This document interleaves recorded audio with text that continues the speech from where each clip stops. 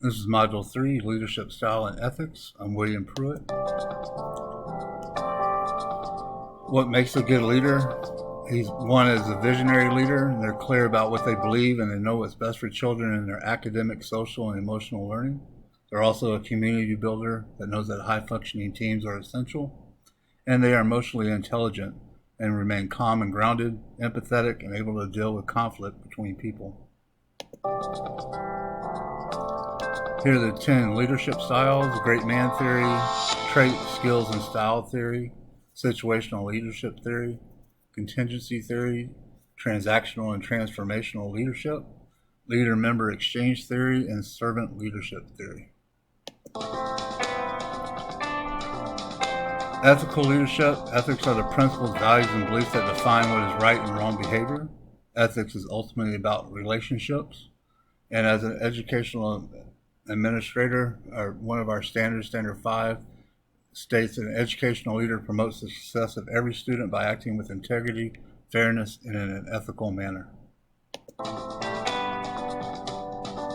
Here are 4 leadership styles: pragmatics, which are driven and competitive; idealists, they want to learn and grow; stewards, they're dependable, loyal, and helpful; and diplomats are the affiliative force that keeps groups together. Here are the 10 leadership qualities: vision, courage, integrity, humility, focus, cooperation, clear communication, honesty, empathy, and the ability to delegate. According to that leadership quiz, I've had the diplomat leadership style.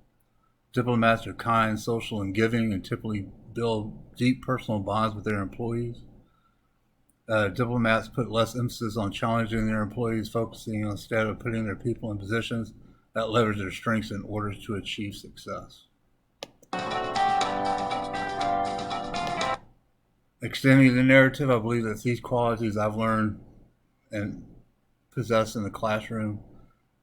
I learned educational leadership qualities from 2 of my principals in the past back in Texas, and also my time in the military. As a low incidence classroom teacher, I'm pretty much left alone by administration, which is not very good. I do have 2 paraprofessionals that assist me.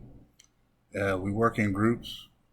I give them the task for the day, and it's their responsibility to do it to their best ability and ask for help along the way if they need it to complete the task.